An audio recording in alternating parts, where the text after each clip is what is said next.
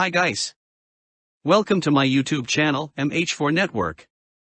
Please subscribe my channel, also don't forget to click bell icon. Thanks. आज हम देखेंगे कि हमने FGI के पोर्टल पे अपना डेटा कैसे अपडेट करना है। तो डेटा अपडेट करने के लिए हमने किसी ब्राउज़र को लॉन्च करना पड़ेगा और इट इज़ हाईली रिकमेंडेड कि हम गूगल क्रोम को इस्तेमाल करें।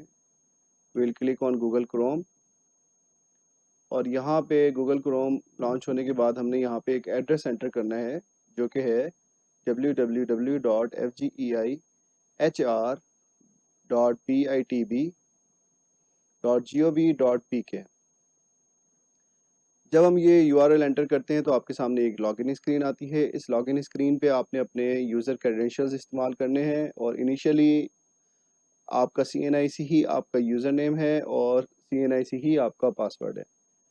जब हम इसको एंटर करके साइन इन करते हैं तो हमारे पास ये एक स्क्रीन आ जाती है। इस स्क्रीन में हमने अपना पासवर्ड चेंज करना है। एनी हाउ हमने अपना पासवर्ड चेंज करना है, इट्स ए रेस्ट्रिक्शन। तो ओल्ड पासवर्ड देना है जो कि CNIC था। अब आपने एक न्यू पासवर्ड देना है और उस पासवर्ड की कुछ रिस्ट्रिक्शंस हैं।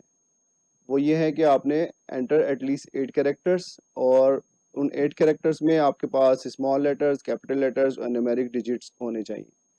तो मैं अपनी चॉइस का कोई भी एक स्ट्रॉन्ग पासवर्ड रख लेता हूँ and then I will click on save record. इसके बाद ये एग्ज़िट हो जाता है। दोबारा से हमसे लॉगिन रिक्वायरमेंट आती हैं कि आप अपने दोबारा से क्रेडेंशियल्स दें। अब मैं अपना CNIC दूंगा and I will use the updated password जो कि मैंने चेंज किया है। मैंने अब वो पासवर्ड देना है और उसके ज़रिए से मैं सिस्टम में लॉगिन होऊंगा। Once I login into the system, मेरे पास ये एक अफर्मेशन नोट है। इस अफर्मेशन नोट में ये आपसे सर्टिफिकेशन लेता है कि आप जो डेटा एंटर कर रहे हैं वो ट्रू है and true up to best of your knowledge. I boldly declare that all the details provided are correct for my knowledge and belief etc. तो ये आपने इसको अफर्म करना है और उसके बाद गेट स्टार्टेड करना है। अगर आप चाहते हैं ये स्क्रीन आपके सामने बार बार शो ना हो तो you have to click don't show again and then click get started. Otherwise आप जब भी लॉगिन होंगे ये आपसे अफर्मेशन नोट लेगा। तो आपने जो डेटा एंटर करना है according to your best of your knowledge और उसके मुताबिक आपने एंटर करना है। Get started. उसके बाद आपके सामने एक स्क्रीन आ जाती है। इस स्क्रीन में हम देखते हैं कि हमारे सामने एक लेफ्ट पैन है जिसमें होम और ICP चार्ट है और राइट पैन में हमारे पास एट अपर रो कुछ बटन्स हैं, personal information, service history, family details and financial. In the bottom हमारे पास कुछ टास्क हैं जो हमें असाइन किए गए हैं और वो इनकम्प्लीट हैं। ये डेटा अभी तक हमने एंटर नहीं किया। जब जैसे जैसे आप एंटर करते जाएंगे ये यहाँ से जो डेटा के टैब्स हैं ये माइनस होते चले जाएंगे और आपका पाई चार्ट फिल होता जाएगा अप टू द 100%। इस स्क्रीन में आपने अपनी प्रोफाइल पिक्चर ऐड करनी है और इसके अलावा आपने अपने सिग्नेचर भी अपलोड करने हैं। और जो चीज़ें आपने मज़ीद कोई अपलोड करनी है वो आपके डॉक्यूमेंट्स रिकॉर्ड पोर्टल में आते हैं। जब हम इसको क्लिक करते हैं तो हमारे सामने एक डॉक्यूमेंट डाउनलोड होगा और उसमें हम देख सकते हैं कि कौन कौन सी चीज़ें हमारे पास स्कैंड हालत में मौजूद होनी चाहिए। तो हमने मेन स्क्रीन पे देखा आपका एक फ़ोटोग्राफ होना चाहिए, आपके सिग्नेचर होने चाहिए जो कि स्कैंड हो। इसके अलावा academic educational degrees, professional education certificates, training certificates, joining letters and promotion letters, ये सारी चीज़ें आपके पास स्कैंड होनी चाहिए, क्लियर विजिबल स्कैन होनी चाहिए। फॉर्मेट इसका JPEG होना चाहिए और साइज़ इसका होना चाहिए 300 KB एट मैक्स। तो ये चीज़ें आपने अपने पास रखनी है। उसके बाद आपने डेटा एंटर करना शुरू करना है। अब बैक टू द टास्क। यहाँ पे हम क्लिक करते हैं पर्सनल इन्फॉर्मेशन को तो हमारे सामने डिफरेंट बटन्स आ जाते हैं जो कि हमसे डिफरेंट टाइप का डेटा इनपुट लेंगे। सर्विस हिस्ट्री को क्लिक करते हैं तो there will be service data, promotion data, family details, parent data, spouse data, siblings data, children data. इसी तरीके से फाइनेंशियल को क्लिक करते हैं तो हमारे पास डिफरेंट टाइप्स हैं। तो सबसे पहले हमने स्टार्ट लेना है, अपनी प्रोफाइल पिक्चर ऐड करनी है, सिग्नेचर अपलोड करने हैं। उसके बाद हमने आ जाना है पर्सनल इन्फॉर्मेशन में। पर्सनल इन्फॉर्मेशन में हमने पर्सनल बायोडेटा के टैब को क्लिक करना है। यहाँ पे हमने कुछ अपना पर्सनल बायोडेटा अपडेट करना है। ऑलरेडी कुछ रिकॉर्ड शो हो रहा है जो कि हमने EMIA से यहाँ पे माइग्रेट किया है। अब अगर इसमें कोई चेंज है तो वो आपने यहाँ पे अपडेट करना है। जो टेक्स्ट फील्ड्स हैं वहाँ पे आप टेक्स्ट फील्ड्स देंगे जो भी आपकी कास्ट है,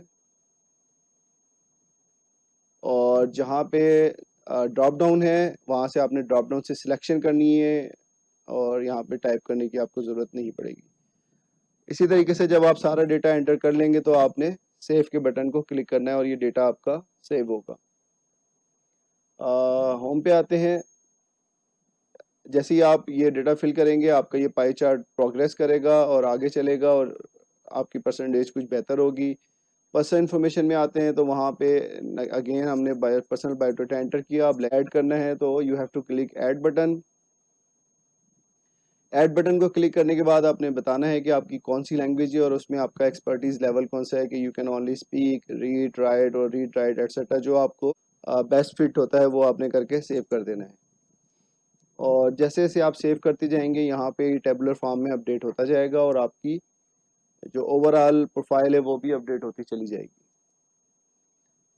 इसी तरीके से पर्सनल इन्फॉर्मेशन में ही आते हैं। क्वालिफ़िकेशन में भी आपने वही तरीक़ाकार है कि हमने ऐड बटन को क्लिक करना है और डिफरेंट क्वालिफ़िकेशन अपनी एंटर करनी है। ये प्रोफेशनल क्वालिफ़िकेशन है, एकेडमिक क्वालिफ़िकेशन है सॉरी, और इसमें आपने बताना है कि आपका स्पेशलाइजेशन किस में है, किस कंट्री से आपने किया है, सब्जेक्ट्स स्पेशलाइजेशन सब्जेक्ट्स कौन से हैं, और पासिंग ईयर, मार्क्स, परसेंटेज, जो आपसे रिलेटेड डेटा है, और उसके साथ साथ उसका आपने एक इमेज भी अपलोड करना है और जो आप डिग्री या क्वालिफ़िकेशन अपनी एंटर कर रहे हैं। तो वो मैंने आपको पहले ही बताया हुआ है, जेपेग फॉर्मेट होना चाहिए और जेपेग फॉर्मेट होगा। इसके अलावा 300 KB उसका साइज़ होगा मैक्सिमम। वो आपकी डिग्री वेरीफाइड है या नहीं है, अगर वेरीफाइड है तो किस अथॉरिटी से वेरीफाइड है, HEC से, IBC से या किसी और बोर्ड से, या फिर तो इसी तरीके से आप ये सारा डेटा एंटर करते जाएंगे और आपकी ये प्रोग्रेस अपडेट होती चली जाएगी। वंस ये सारा डेटा आपका एंटर हो जाता है तो फिर प्रोसेस शुरू होता है डेटा वेरिफिकेशन का। इट्स ए 4 ईयर प्रोसेस, और 4 ईयर प्रोसेस में सबसे पहले डेटा आपने एंटर करना है। ये एक टेक्सचुअल फॉर्मेट में आपको इसकी गाइडलाइंस नज़र आएंगी। तो सबसे पहले आपने डेटा एंट्री करनी है, इंडिविजुअल योरसेल्फ, और उसके बाद वो डेटा वेरीफाई करेगा आपका प्रिंसिपल या DDO, and then regional office, और उसके बाद डायरेक्टरेट। जब आप अपना डेटा एंटर कर लेंगे, जिसकी फिल वक्त लास्ट डेट है 31 अगस्त 2020, उसके बाद आप अपने डेटा को चेंज नहीं कर पाएंगे और फिर बारी आएगी प्रिंसिपल की, जो आपके उस दिए हुए डेटा को वेरीफाई करेगा। तो इस तरीके से आपका डेटा वेरीफाई होगा और आप एक अपनी प्रोफाइल अपडेट कर पाएंगे। आपको कोई भी क्यूरी है तो आप मुझसे रब्ता कर सकते हैं।